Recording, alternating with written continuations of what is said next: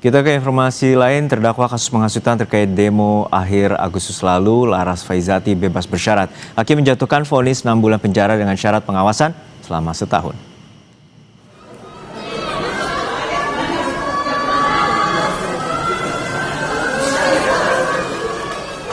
Laras terharu dan memeluk ibunya setelah mendengar hakim memberikan kebebasan bersyarat untuk dirinya.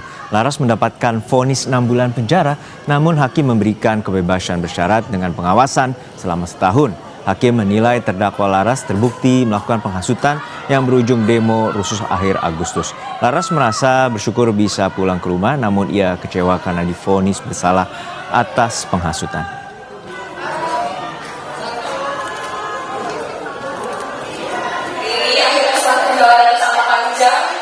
Mendengar keputusan dari hakim dan sebenarnya perasaan aku di ya, karena saya divonis bersalah atas penghasutan, tapi alhamdulillah dipulangkan ke rumah. Akhirnya saya bisa pulang ke rumah setelah 5 bulan.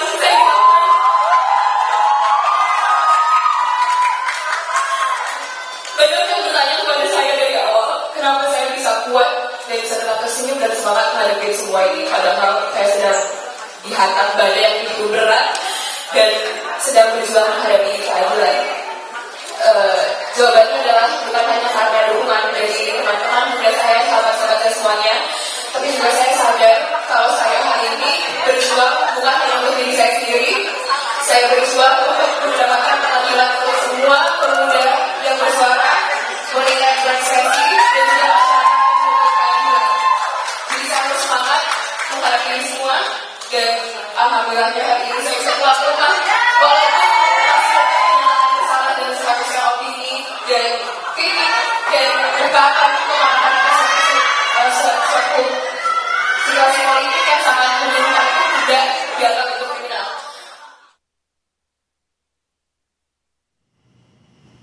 Dalam putusannya, Ketua Majelis Hakim Iketut Darpawan menilai Laras terbukti secara sah dan meyakinkan menghasut publik lewat media sosial. Salah satunya unggahan foto Laras yang dinilai tidak spontan tetapi sudah direncanakan. Hakim menilai postingan Laras di media sosial berisi ujaran kebencian, penghasutan di tengah situasi masyarakat yang tengah marah terkait unjuk rasa pada Agustus silam.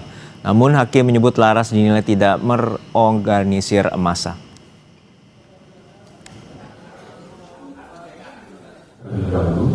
Foto sengaja dibuat oleh terdakwa dengan gaya menyebut Mabes Polri, yang mana memang saat itu sudah jengkel dan kesal melihat gedung tersebut. Setelah itu barulah terdakwa mengunggah saat dalam perjalanan pulang dari kantor ke rumah. Pilihan mengambil foto dengan gaya seperti itu tentu bukan pilihan acak atau asal-asalan saja, tapi memang memiliki tujuan agar tampilan foto itu selaras dengan apa yang sedang dipikirkannya. 6 bulan, 3 memerintahkan agar pidana tersebut tidak perlu dijalani dengan syarat umum, tidak akan melakukan tindak pidana lagi selama menjalani pidana pengawasan dalam waktu 1 tahun. 4 memerintahkan agar terdakwa dikeluarkan dari tahanan segera setelah putusan ini diucapkan.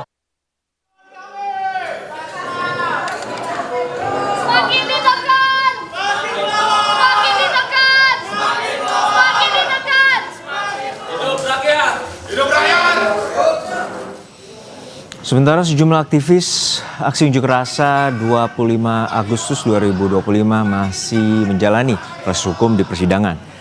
Sejumlah diantaranya Direktur Eksekutif Lokataru Foundation, Del Pedro Marhain, Syahdan Hussein, Muzaffar Salim, dan Harik Anhar. Dalam sidang terakhir di Pengadilan Negeri Jakarta Pusat, hakim menolak eksepsi Del Pedro dan 3 rekannya di kasus penghasutan terkait ricu demo Agustus. Mereka pakai belajar untuk menjatuhkan kita kawan-kawan, mereka mulai pakai.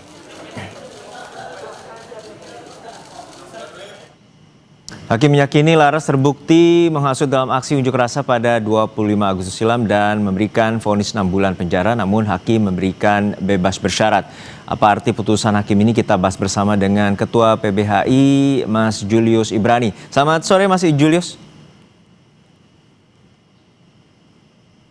Mas Julius, bisa mendengar suara saya?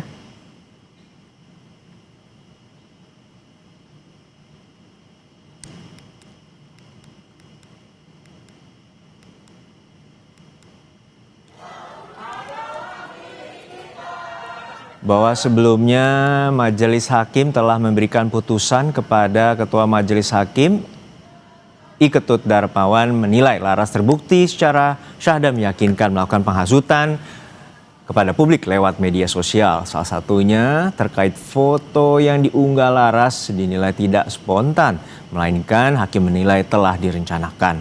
Hakim menilai postingan Laras di media sosial berisi ujaran kebencian, penghasutan di tengah situasi masyarakat yang tengah marah terkait unjuk rasa pada Agustus silam. Dan ini terkait dengan kematian dari salah satu driver ojek online yang sempat memicu amarah publik. Dan pada saat ini Hakim menyebut Laras dinilai tidak merorganisir dan akhirnya diberikan putusan bebas bersyarat.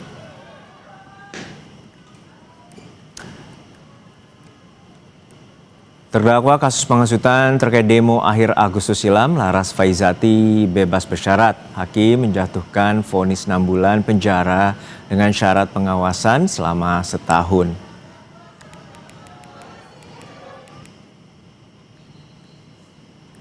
Untuk membahasnya kami akan telah terhubung dengan Ketua PBHI Mas Julius Ibrani. Selamat sore Mas Julius. Selamat sore.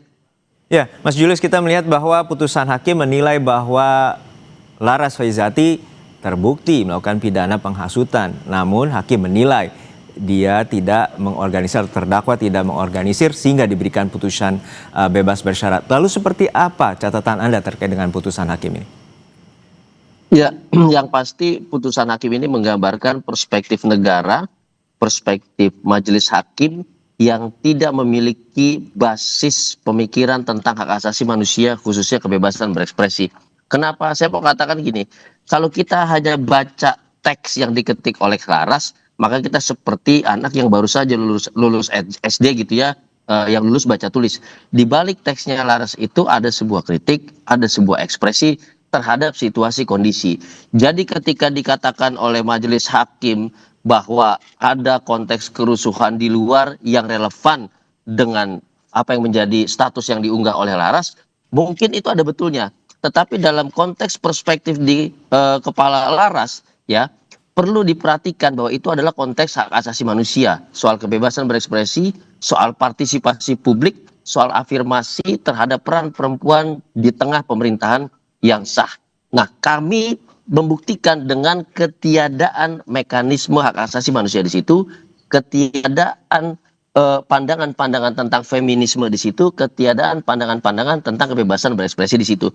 Tentu kalau itu ada, maka ada yang namanya hak untuk melakukan klarifikasi terhadap sikap dan pernyataan di ruang publik jauh sebelum masuk pidana, itu satu.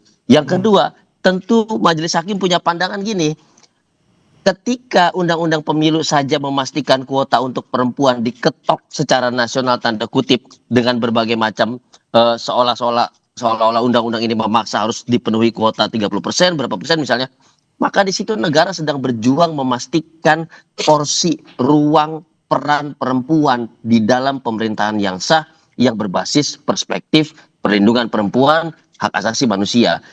Harus terjadi yang namanya pengarus utamaan peran perempuan sebagai perspektif feminisme dalam konteks hak asasi manusia. Kita tidak melihat di dalam putusan ini. Kami hanya melihat hakim konteksnya apa. Oh, statusnya diunggah sesuai dengan apa yang terjadi di lapangan. Ada relevansinya, ini melanggar hukum.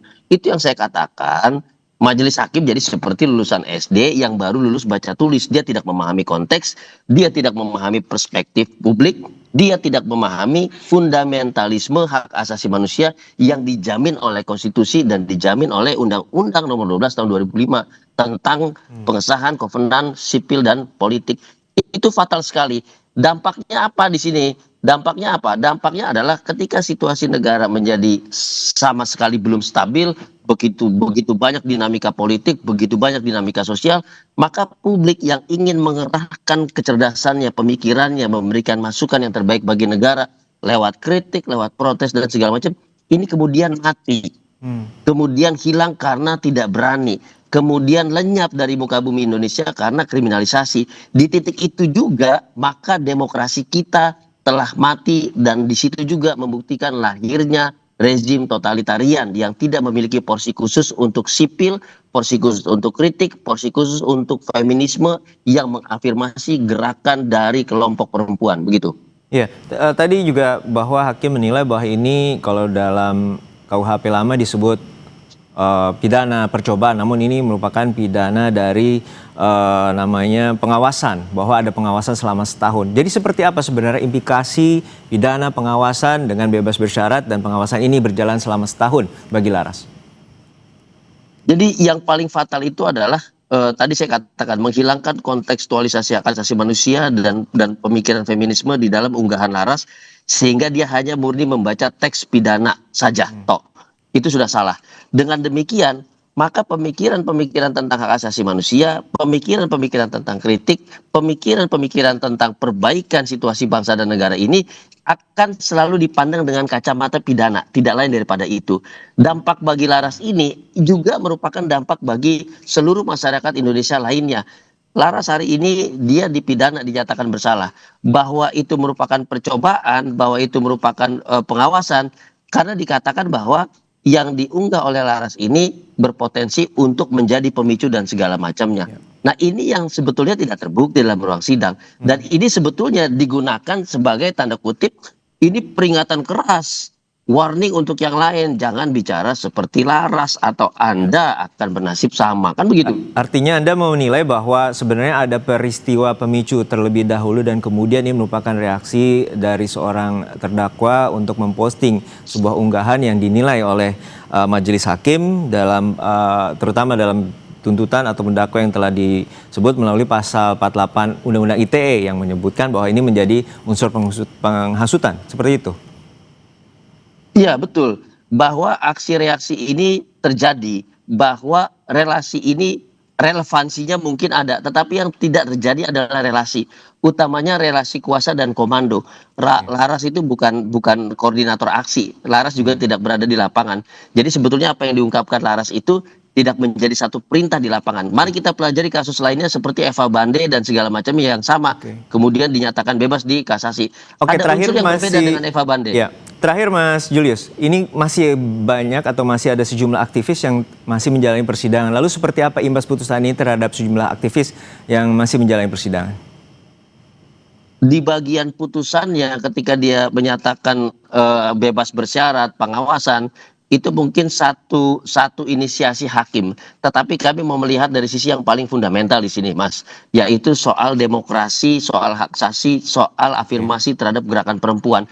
Ini yang harus dipakai oleh majelis hakim untuk mensiasati buruknya kebebasan berekspresi di tangan KUH pidana kita. Itu yang paling penting.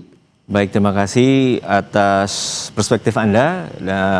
Mas Julius Ibrani, Ketua PBHI telah berbagi perspektif bersama kami di Kompas Petang. Sehat selalu, Mas. Terima kasih. Usai jeda, saudara kuasa hukum tersangka kasus fitnah ijazah